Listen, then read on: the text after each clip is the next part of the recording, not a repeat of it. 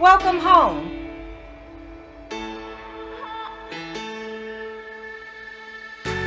We exist to give God the glory and honor He alone deserves.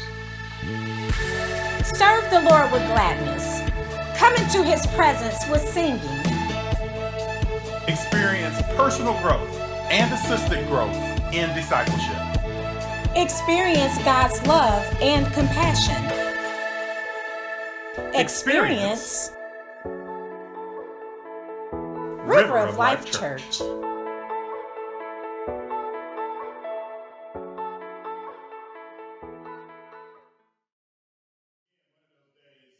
one of those subjects that I want to share with you and share from the depths and the bottom of my heart.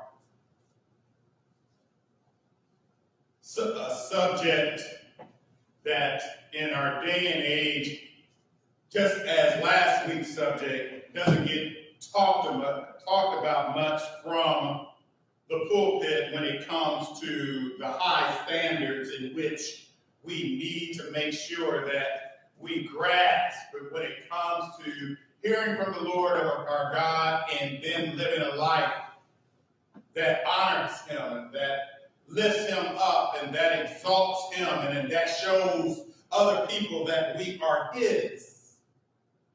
And so on today's subject, this subject of divorce, I want to make sure that we are understanding in the context of the scriptures that we have already covered,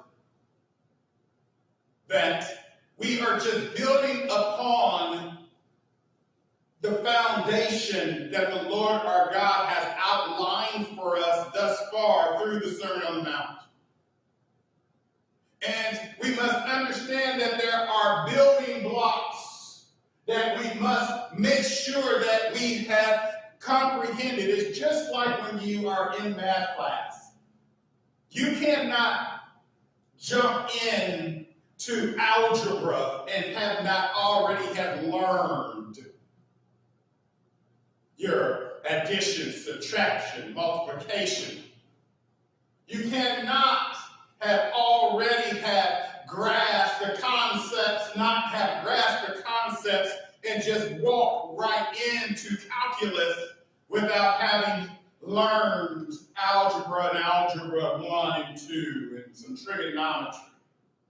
So the same is, you cannot get to the subject on divorce as the Lord has outlined here in the passage and not understand there are these three crucial elements, these items that we have spoken of thus far as we have taken a look at this particular message.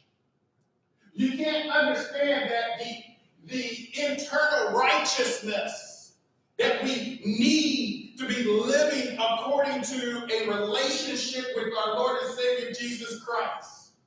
And out of that relationship, we have been accredited with a righteousness that we have to live up to. And if we live up to that righteousness, then we carry out from the Lord our God, as He has outlined through the Beatitudes, a behavior, an attitude, a mindset that draws us into understanding the high standard that the Lord our God has outlined. You can't get past the points in the passages in the scriptures that there has to be a transformation, a transforming of godly people to understand that we are no longer to act like the way we have acted in our previous life. But no, we are new creatures, we are new people, and we have to live like and act like those who are inheritors of the kingdom of God. And then we must understand, as we have walked through the Beatitudes and understand what our purpose is and the salt and the light of the earth, and understanding where the law fits into this equation of our living, and understanding where our heart is supposed to be placed, and understanding that it's things that come from the heart that either allows us to live in a manner that glorifies the Lord our God, or it allows us to live in a way or in a manner that degrades our testimony, our witness. And so we dealt with last week not only the heart in previous weeks about murder, hate, the sin of hatred, the sin of not lifting up and honoring our brothers and sisters, but then having disregard for them. We have talked about the whole concept and the subject of adultery last week, and we have looked at what the Lord our God is saying when it comes to this whole subject. It is not the act, it is what is in the heart, what you are doing in the manner, in the way, in your life that does not look to the high standards that the Lord our God is outlining. So today we come to this subject once again on divorce. And I'm just going to read the passage, but then I'm going to do something a little differently as we begin to hear from the Lord our God. Come on, brother. In verse 31, it goes on to say in Matthew chapter 5, it has been said, anyone who divorces his wife must give her a certificate of divorce. But I love, as we have seen thus far in all of our passage, the Lord says, you have heard that it has been said, and then he comes back to say, here, I want to give to you what God Almighty had proclaimed to the children of Israel. When he proclaimed it, he says, but I tell you that anyone who divorces his wife except for sexual immorality makes her a victim of adultery, and anyone who marries a divorced woman commits adultery. 2 verses. And I guess that if there's only 2 verses, I should be able to hit this and let us be gone and let us move on. No, it's not going to be that simple. Because we live in a generation, just as when the Lord was proclaiming this message, there was a generation, just as when God had proclaimed it to the children of Israel, before they walked into the promised land, there was a generation. We've had generation upon generation upon generation upon generation of people just willy-nilly getting married, not liking what's going on in the marriage, and then exit.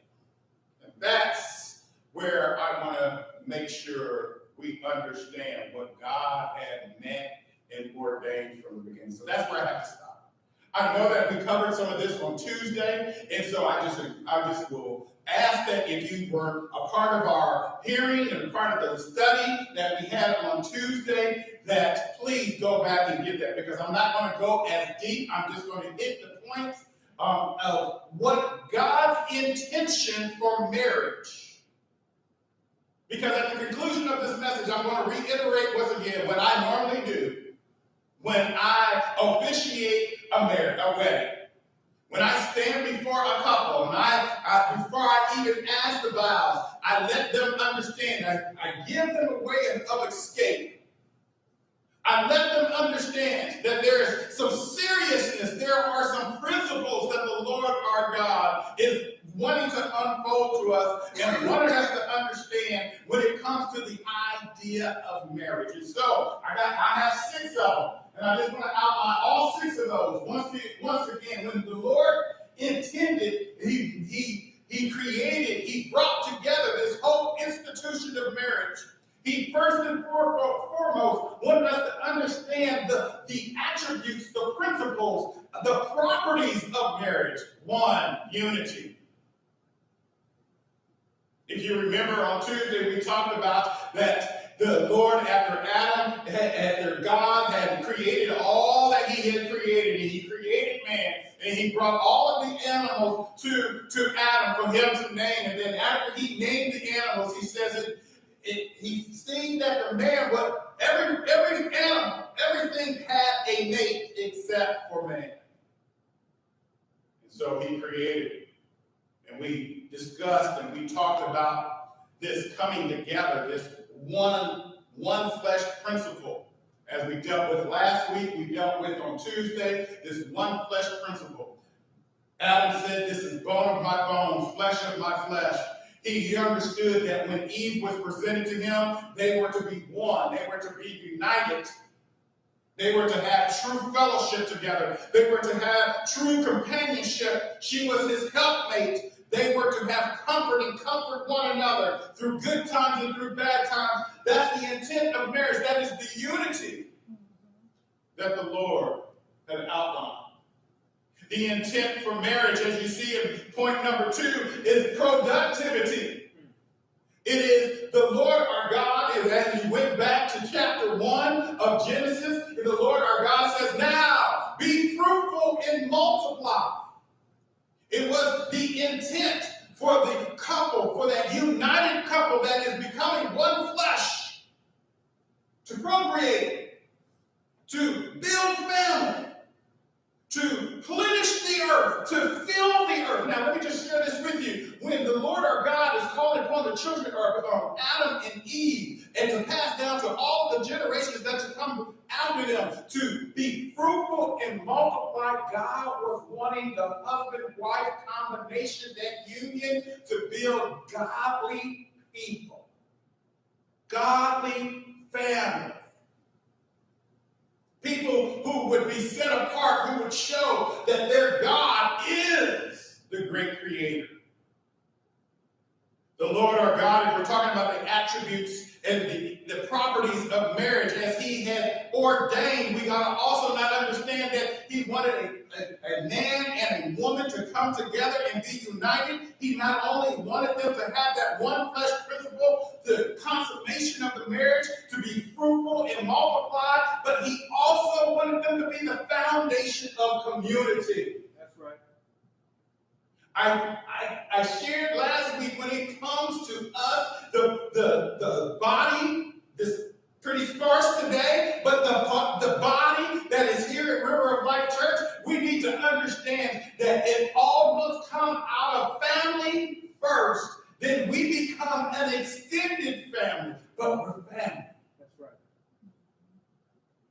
Community, society is what the Lord our God is growing and wanting us to be mindful of when it comes to the whole thought process of marriage. It is just not about the couple. It is just not about the family, but it is about community now. Building the village. When the Lord outlines this whole concept of marriage, the institution in which he has ordained, that he has given to us, the properties, we also must be understanding that he meant for it to have durability. That's right. You might remember we talked about Malachi on Tuesday, and as he was talking to the husband, he said, the wife of your youth. The Lord said that on two occasions, the wife of your youth. He is sitting there saying there has to be longevity, there has to be a stick-to-itiveness when it comes to the marriage. That was his intent. When we come to this whole idea of the marriage institution, we must be mindful and have a thought that when there is the husband and the wife that have come together, there has to be spirituality as a part of that union. Amen. That's right. It is that spirituality that resembles the sanctity, the sacredness of the relationship between Christ and his church, or between the church and their Christ.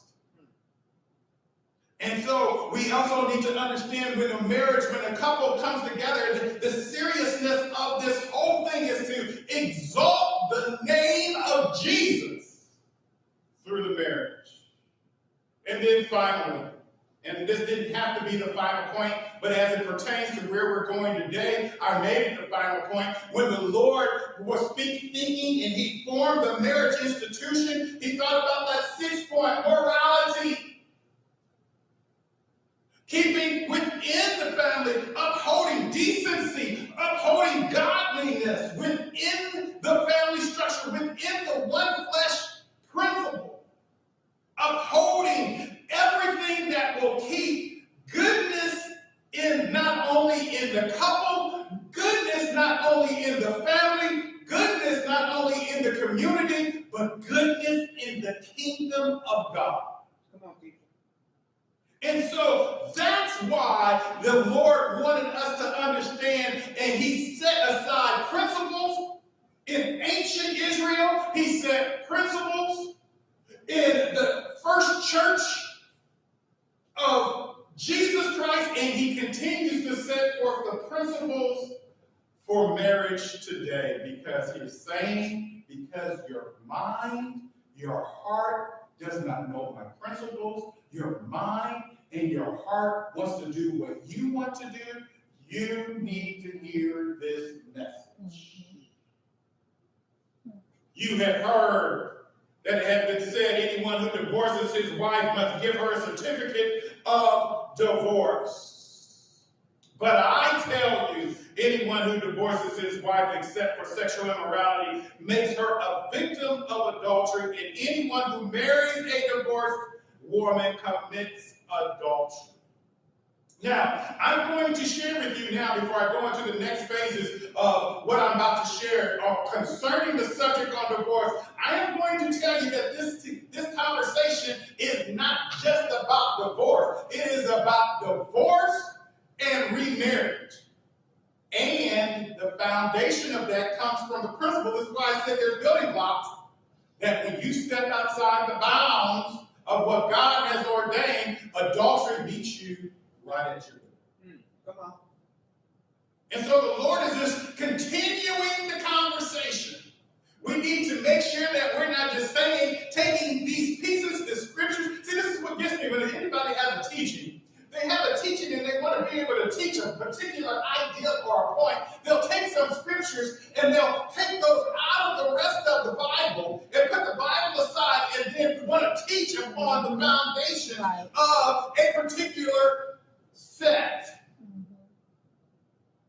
of verses. But the Lord our God is sitting here saying, as he is giving the greatest sermon, I always say this, the greatest sermon ever preached on this land, on this earth. He is sitting there, no, this is going along in context with what I have already shared, with what I have already laid the foundation. And so when you want to understand the principles of divorce, you got to understand everything that I have laid out. And if you want to go even further than that, I already told you I did not come to abolish the laws and the prophets. I have come to fulfill them. I am the embodiment of all of that has been shared. So I'm coming with all of that as well. And so if the Lord my God, is sitting there and he had preached in this manner, it is not for me to be able to take out of context without the entirety of God's word to be able to deliver to you a message. So I'm going to share with you from the historical standpoint what the Lord our God is addressing. I'm going to share with you what the exceptions of divorce as our Lord our God has outlined through all of these scriptures, and I'm going to share with you the casualties of divorce. Because I need for all of us to understand the seriousness. That's what the Lord our God is grasping. What is the seriousness, the high standard that we must live up to? And so in verse 31, anyone who divorces his wife must give her a certificate of divorce. Now let me just share with you, just from context of all of this. All the murder, that was a part of the commandments. Adultery, that was part of the commandments. And so the Lord was addressing those. Divorce, that wasn't part of the commandments, that was part of a lifestyle that was going on there. That was part of people just continually just wanting to do what they want to do. If you don't agree with me or believe with me, turn with me to Deuteronomy chapter 24. It's the fifth Bible, it's the fifth book of the Bible. Because I need for us to grasp why Moses, the prophet, had shared with the people then these principles so that we can understand why the Lord once again is sharing the same word and why he's sharing it with us today. I'm just going to read for the first 4 verses of Deuteronomy chapter 24. If a man marries a becomes displeasing to him because he finds something indecent about her and writes her a certificate of divorce, gives it to her, and sends her from his house. And if after she leaves his house, she becomes the wife of another man, and her second husband dislikes her and writes her a certificate of divorce, gives it to her and sends her from his house, or if he dies, then the first husband who divorced her is not allowed to marry her again after she has been defiled. That would be detestable in the eyes of the Lord. Do not bring sin upon the land the Lord your God is giving you as an inheritance. I outlined for you 6 attributes, 6 properties, 6 principles that share with you God's standard of marriage. Can I tell you, Satan, from the very beginning, when God created the heavens and the earth, he was right there after he created, and Adam pronounced this as a bone of my bone and flesh of my flesh. We go on into chapter 3, and we find this particular story where the serpent is having conversations with Eve, and from that moment on until now, we find that Satan is all about destroying, he's all about perverting the very goodness. God said after he created heaven and earth, and he looked at it, and he said, it is very good. Well, the enemy is all about perverting everything that is very good. And so man adopts some of the thoughts and some of the happenings that is going on in the world. And you got to understand that Moses, as he is writing these principles, as he is sharing the law to the children of Israel, as they are about to enter into the promised land, what he is sharing with them is, hey, you spent 400 years in Egypt. You adopted some things that weren't of God. You're about to go into a land and be surrounded by other people who have lived according to the world's principles. You're going to look at them and you're going to sit there and say, well, if it's acceptable for them and they're still living and they're still prospering, could that not be acceptable to our God? And Moses goes on to say and outlines for them their actions, how they have perverted the marriage institution. Here are men marrying women, and as they're marrying these women, they sit there, and after a period of time, they have a dislike, they have a disdain, they have a hatred. Go into chapter 22, and you'll find out how much hatred there is. As Moses unfolds for you that there were men who were sitting up there, and if they had a hatred for their wife, a dislike, they would come up with an excuse that, they were a virgin when I married them. And so they would go back to the bride's father and accuse him for tricking them, and they would have to, so investigations would have to go through. And Moses is trying to get them to say, hey, no, for God's people, we're supposed to uphold the high standard of marriage, the institution. And so he goes on and he explains to this in this particular scenario which we're dealing with that there is a disdain for the women and gives her a certificate of divorce. It is a scroll that sits there and says you're no longer obligated to me, just like we do in our court style today. We're no longer married. We're not joined together. Here's your certificate. Go on about your way. And the Lord goes on a little further in the story because this goes back to Matthew chapter 5 when the Lord just goes on to say, hey, but I said, if you give her the certificate of divorce and she goes on and she marries someone else, not only does she commit adultery, but the person that I'm going ahead of myself, son. Come on. Let me line up. Let me get rid of it. Come on. And so the Lord our God is sitting there telling us in the story that, hey, that these people are doing these acts not concerning themselves about the structure of the church. And so the Lord points this out to them. Now, I'm going to take you back to Matthew. And if you now not go back to Matthew chapter 5, I want you to go to Matthew chapter 19. And in Matthew chapter 19, I'm going to answer this question: why did Moses permit divorce? Because that's what the argument is in, as the Lord our God is addressing this to the people in the Sermon on the Mount. He is addressing to them because in their minds, in their hearts, divorce was allowed. So, Pastor Jesus,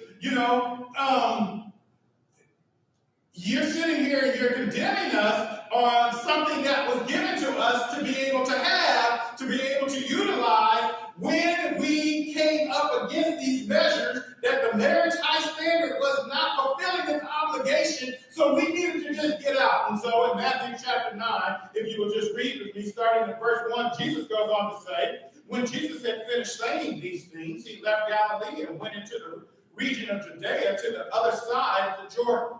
Large crowds followed him, and he healed them there. Some Pharisees came to him to test him. Here we go. They're always testing the Lord our God, and we need to make sure that as we understand what they are doing to test our Lord and Savior Jesus Christ, there are Pharisees in our time, in our day and age, that are still testing the truth. Yeah. Mm-hmm. Rather, they line up, if they line up with the Lord and Savior's word, or with their thoughts and with their philosophies. And they ask, is it lawful for a man to divorce his wife for any and every reason? The Lord our God said, except for sexual immorality. Here they're coming with, the test is, the trick is, they said, any and every reason, because that's what they were doing. I have read to you. Just hated, disliked, wasn't pleasing anymore. That's the any and every reason. And so Jesus goes on to say, haven't you read, he replied, that at the beginning the Creator made them male and female and said, for this reason man will leave his father and mother and be united to his wife, and the two will become one flesh. So they are no longer two, but one flesh. Therefore, what God has joined together, let no one separate. I've already read to you, or given to you, the 6 properties, the 6 attributes. The Lord our God is sitting there saying, if you want to answer the question about marriage, the seriousness of marriage and the seriousness about divorce, we always need to go back to God's initial intent for the institution. That's why I started out this message that particular way. And so the Lord our God, so then they said, then why then, they asked, did Moses command that a man give his wife a certificate of divorce and send her away? This conversation is on the foundations of what we read. So I got to tell you, we just got to keep the whole scripture. You just can't preach just a couple of verses outside the context of the whole word of God. And so he goes on to say, Jesus replied, Moses permitted you to divorce your wives because your hearts were hard. You didn't have a softened heart for the things of God. You didn't have a heart that wanted to uphold the principles that God, the attributes that God had outlined for you for generations past. No, your heart was hardened to the things of God, and so therefore Moses permitted to you. Let's continue reading. But it was not this way from the beginning. I tell you that anyone who divorces his wife except for sexual immorality and marries another woman commits adultery, saying the exact same thing he said in the Sermon on the Mount. The disciples said to him, if this is the situation between a husband and a wife, it is better not to marry. So you see why I shared with you at the beginning of any ceremony that I officiate. This is why I'm giving a way out. Because the Lord, as the disciples had understood, this is serious. Marriage just shouldn't be, as I told another couple as we were counseling them, it shouldn't be just because, oh, we're in love. Come on. Because there's going to be a day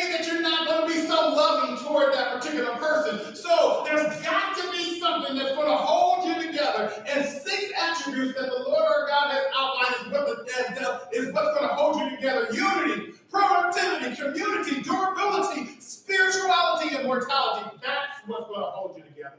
That's what's going to keep you together. And so he goes on to say, Jesus replied, not everyone can accept this word, but only those to whom it has been given. Not everybody's going to be able to understand the seriousness. But the thing is, saints here at River of Life Church and those who are peeking in, the Lord God has presented for you today the seriousness. He has presented to you his standard. He has presented to you the attributes of witnessing. You're without excuse. Come on. That's what the Lord is saying. That's right. And wanting to reveal. And that's what he's saying right here. Not everybody is going to receive and accept what I am sharing about the seriousness. But for those who call themselves mine, part of my kingdom, you got to hear, you got to understand, and you got to live out. You got to understand the importance of what the Lord our God is proclaiming. So let's go back to Matthew chapter 5, and let us just deal now with verse 32, because again, the Lord says, it has been said, anyone who divorces his wife must give a certificate of divorce, but I tell you that anyone who divorces his wife except for sexual immorality makes her a victim of adultery, and anyone who marries a divorced woman commits adultery as well. So now I got to deal with the exceptions, because we're faced with an exception here, and I've only read one other exception. There's another exception in the scriptures that unfold for us what the exceptions are when it comes to a divorce. And the scriptures outline for us here that sexual immorality is an exception. Now, again, we find in our passage, he goes on to say, but I tell you, anyone who divorces his wife except for sexual immorality makes her a victim of adultery. And so we heard about adultery. We were taught about adultery. Last week I shared with you the adultery is not only the sexual immorality piece, there is a heart issue. And the Lord did not forget the heart issue when he is calling out and crying out sexual immorality. He is not sitting there saying to us, children of God, understand that when I say sexual immorality, I'm not talking about just the act. I'm talking about the heart. I'm talking about the heart that is long gone, that has already committed adultery with another person. I'm talking about the heart that has done its deeds, that has done its wrong, that is hatred. When it goes back to the Old Testament scriptures and the husband hated his wife, it wasn't just the acts of hate, it was the heart. That's where we go back to the subject on murder. The murder. How can you say that you love your brother? How can you say that you love God but hate your brother? The heart. See, I often say when it comes to this whole, people want to throw out and claim that, oh, there's exceptions. There's only 2 exceptions in the scriptures. I'm sitting there saying, but you only went to the external. You didn't go to the heart. Come on. If you've already left, you've already left. If you are there in a contractual agreement, does not mean that you have upheld the high standards of marriage. Come on, lay it out. The high standard of community is to come together, to be bound together. The high standard of unity is to understand fellowship and companionship and help and comfort. The high standard of productivity understand that we are building this for God, not for us, but for God. The high standard of spirituality understands that I need to love my wife as Christ loved the church, and yes, I need to love my husband, respect him, submit to him as the church submits and surrenders to their Lord. Teach. The high standard. And so the Lord our God is grasping us, getting us to understanding, wanting us to understand that when he says sexual immorality is going much further than the physical act. Mm-hmm. How would God condemn a person for looking at a woman and lusting at a woman in one passage, just a couple of verses ahead, up from that, north of that, but then allow for a husband or a wife to have a heart issue, but it'd be okay? Come on. No. Put it together. Right. Build on the blocks. Build upon the firm foundation. Go with me to 1 Corinthians chapter 7, and I'm going to share with you the second exception. 1 Corinthians chapter 7, 10 through 16. He goes on to say, Paul says this, "To the married I give this command, not I, but the Lord. A wife must not separate from her husband. But if she does, she must remain unmarried or else be reconciled to her husband. And a husband must not divorce his wife." Let me just stop right there for just a second.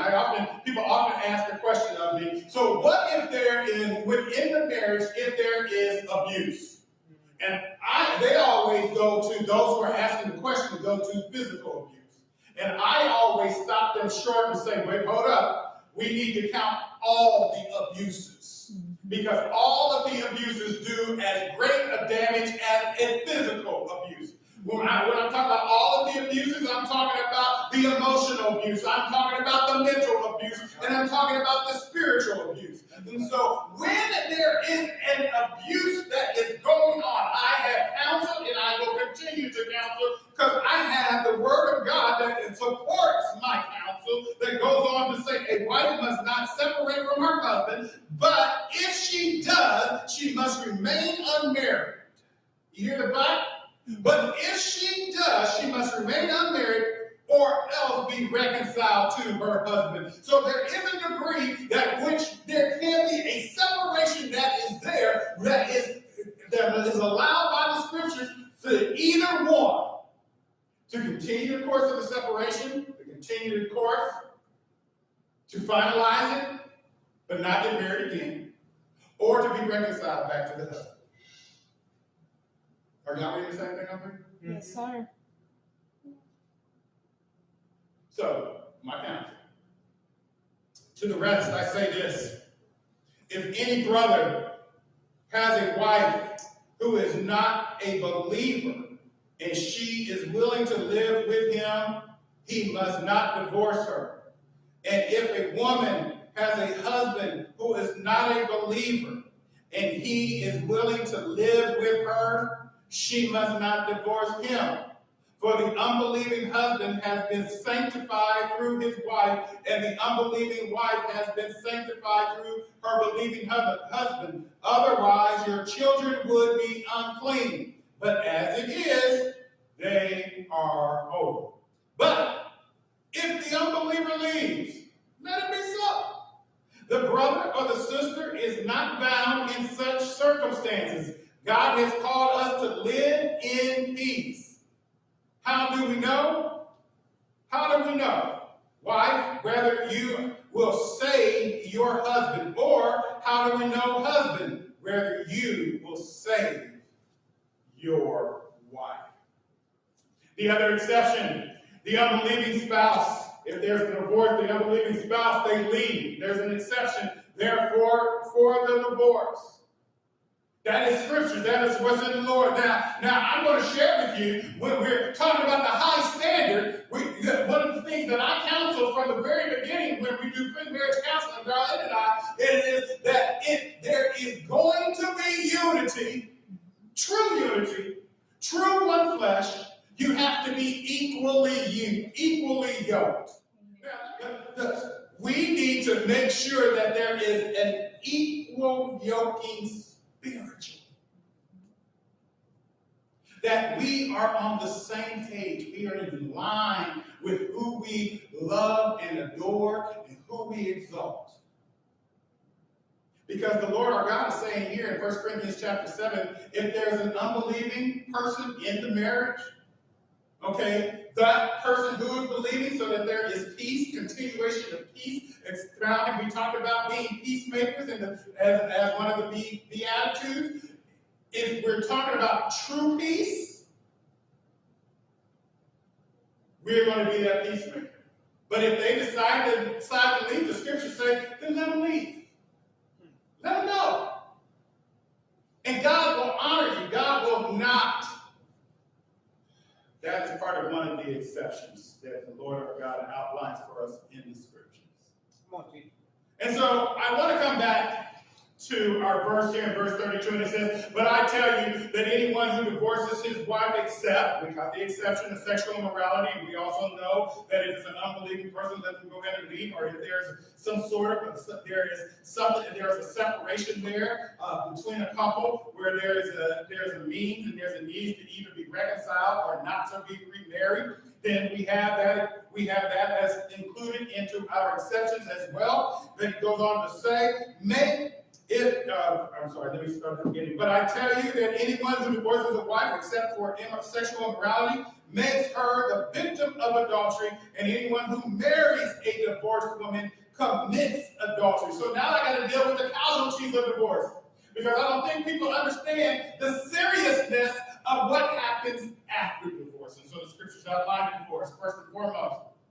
The casualties in a divorce situation is number one, the divorcees. Those two individuals, they are a casualty of war, as I would call it. And the casualties are outlined in this manner. There's a primary and then there's a secondary. The primary is the one who is leading the charge in the divorce, and the secondary is the one who is receiving the certificate. Old Testament scriptures, I'll bring all the scriptures together. Come on, teacher. There's the husband who handed his wife a certificate of divorce. Nowadays, we get a courier to do that for us. The courier comes and, are you so-and-so and so-and-so, and they hand you the court papers. There's a primary and then there's a secondary. Now let me tell you, within the primary and the secondary, there is hurt on both sides. I'm sure, unlike in what has been outlined in the scriptures, but with the testimonies and the stories that I've heard, I am sure the primary hurts just as much as the secondary. Mm-hmm. But there is hurt, and there's going to be long-lasting hurt when it comes to this divorce. And so there's a casualty among the divorcees. Now, let me continue to go on to the next one, because this is where I got to get us to understand the seriousness of this. We got to weigh. See, we probably have weighed whether I'm the primary or the secondary, where I'm going and how I'm going to feel with this afterwards. And we probably weighed that. But now we need to understand the other 3 points. There is the externals. And when I'm talking about the externals, I'm talking about anyone who marries a divorced woman and commits adultery. That's what the Lord our God is talking about. In verse 32, it says, he goes on to say, I'm got to read it once again, makes her a victim of adultery. So the secondary, the person who is the secondary, if they go out and remarry, they commit adultery. That is the principle. This is not Robert's word, this is the Lord's word. Come on, teacher. And it goes on to say, and anyone who marries a divorced woman commits adultery. So now, when you remarry, that's why I said the subject is not just on divorce alone. The subject is on divorce and remarriage. First of all, let me say it the way I think of it in my heart. The storyline to all of this subject is marriage, understanding the high standard. If we don't understand the high standard, then we deal with the second part of this, divorce, the low standard. And then we hope that after the low standard has been exercised, that then before we get married again, we understand the high principles of marriage once again, if we're going to get into that situation again, so that we're not going once again and being divorced. This whole Elizabeth Taylor thing, just getting married and getting divorced, getting married and getting divorced, getting married and getting divorced. No, that's not God, that is not God's intention. We see that in Deuteronomy chapter they were getting there, and then that the husband after she had been with the second husband, the first husband looks at the wife and says, "Oh, that's what I was missing." And then was to go back. No, that is detestable to God. Too much. And God is saying, Jesus Christ is saying right here, it is detestable to me that if someone marries, divorces, and remarries, they commit adultery. So that is a casualty of war. It just continues to go on. Can I just share with you, this is not in the passage, this is not in the scripture, but this is just years. Years of actually seeing this firsthand, years of being with people who I know and who I have counseled. The third casualty of war is the family. What did I tell you the reason why the Lord our God, He brought the marriage institution in together? He brought the marriage institution so that we can be united, so that we can reproduce, and so that we can build community. So there is a union between a man and a woman, and notice I don't bring in those other properties, those other things that are being said in our world. The way that Lord our God has outlined it, marriage is ordained by Him between a man and a woman. That settles that. There is no sense for us to continue arguing the point of what the world wants to condone. And then after there is a union, then there is family that is built. And that family, after that family, there is community. And can I tell you that what the Lord our God is outlining throughout all of the scriptures, when the one union is broken, it not only breaks the children and the grandchildren, or how many other people, I'm saying grandchildren because I'm thinking of a show that comes on TV that has a bishop and his wife, they have gotten a divorce, and so to just outline that, hey, they didn't even understand the high standards of God's institution of marriage. And they're allowing it to be okay for even the first lady and the bishop to get a divorce, to go on to say, so if you, everybody else, if y'all want to go ahead and get a divorce, go ahead and get a divorce. You need to watch what we watch. Mm-hmm. And so the family, is affected on through the generations. And can I say, when it comes to the church family is even affected. Yes, it is.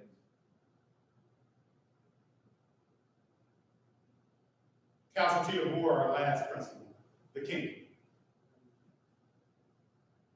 So if the union between a husband and a wife is affected, if the family is affected, if the community is affected, well, then the kingdom is definitely affected.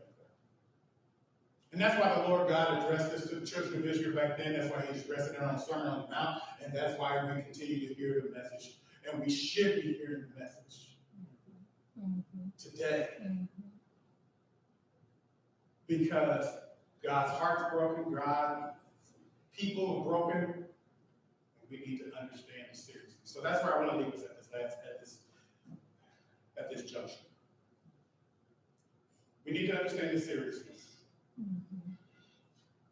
We need to understand the seriousness of marriage before we embark on it. We need to understand that we have been called to understand the principles, and if you're not getting the teaching, I'm praying that the teaching is here today. I'm praying that we get this and we share this to as many friends as we desire, to understand the high principles of marriage, to understand that we just should not be going into it lightly. We should not be going into it, as I've heard some people say, just to get a gift. Oh, really? And when I hear stuff like that, if you're expecting me to come with a gift, we should not be getting married. And as I heard, after one brother got married, he sits there and says, "Oh, I'll give it 5 years." What? We're just got to finish saying I do, and we're partying, and I'll give it 5 years. No.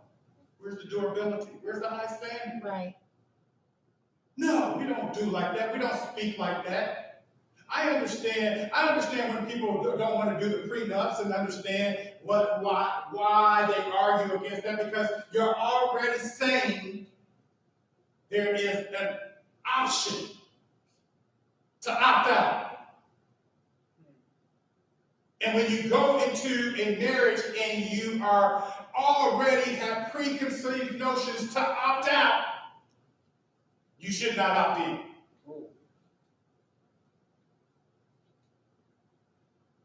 Then we need to understand the seriousness of divorce.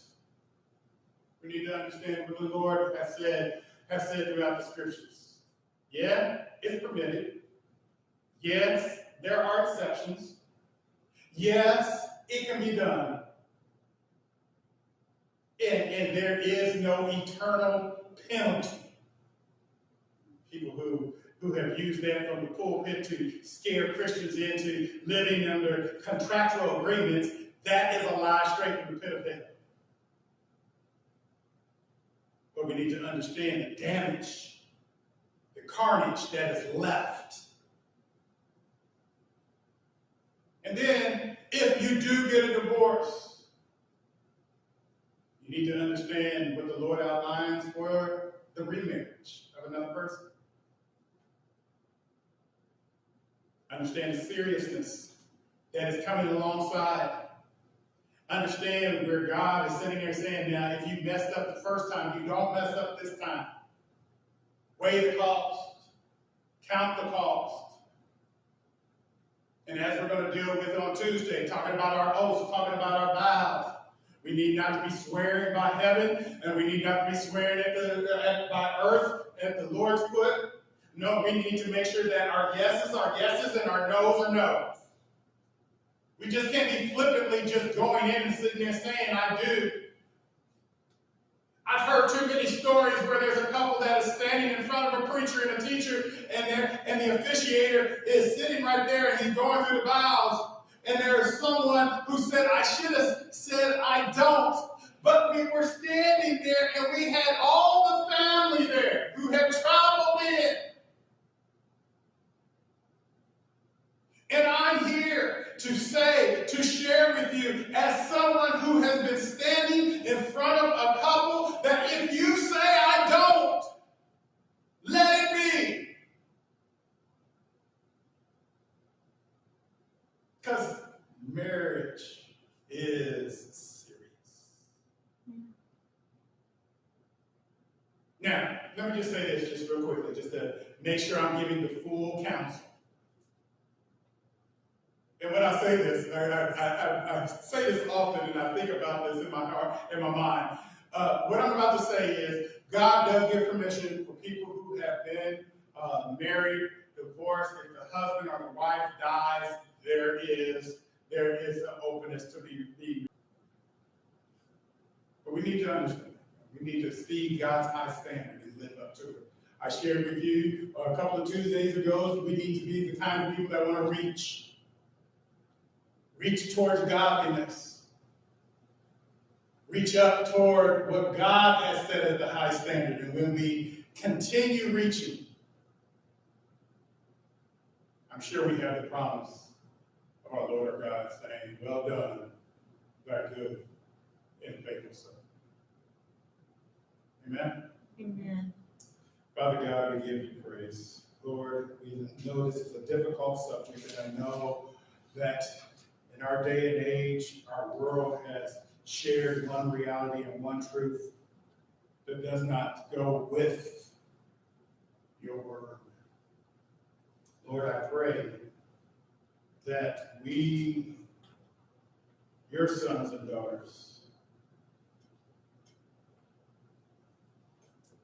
will continue to reach up, reach high to your high standards. In Jesus' name.